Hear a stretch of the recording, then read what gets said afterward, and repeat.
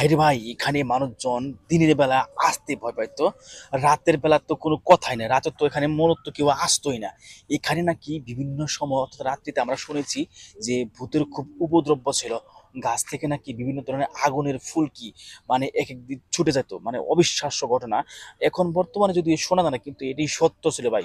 এখানকার যারা মুরব্বি রয়েছে তারা কিন্তু অনেকেই এই জিনিসটা মূলত বলেছে। আমি অনেক সময় শুনেছি। এই যে এখানে দেখেন শুধু যে গাছ আর গাছ, এখানে শুধু গাছ না, ওই পাশে কিন্তু আরো বিভিন্ন ধরনের গাছ রয়েছে ভাই। মানে কি বলবো আপনাদেরকে, যদি ভিতরে দেখে আপনি যদি দিনের বেলা এখানে আসেন তাহলে কিন্তু আপনার অবশ্যই গা ছমছম হয়ে যাবে, আপনি বুঝতে পারবেন না আপনি কোথায় আসছেন। মানে এত অবস্থায় দেখা যাচ্ছে। বিশেষ করে মানে আমি অনেক সময় গরমের সময় বাইরে যদি বের হতাম রাত্রিবেলা, সেক্ষেত্রে কিন্তু এই জায়গাটাতে ভাই মানে অনেক সময় তাকাইতেও ভয় লাগতো যে হায় রে হায়, ওই যে মনে হচ্ছে যে আগুনের ফুলকি বের হয়ে যাচ্ছে।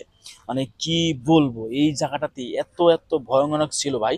এখানে সন্ধ্যার পরে তো মানুষ মানে ভুলেও আসতো না, যদিও দুপুরবেলায় একটু সাহস করে আসতো, তারপরে কিন্তু অনেক সময় অনেকে ভয় পাইতো। শয়তান যে রয়েছে, আমরা শুনছি শয়তান, এই শয়তান কিন্তু তাদেরকে অনেক ধাওয়া করেছে ভাই।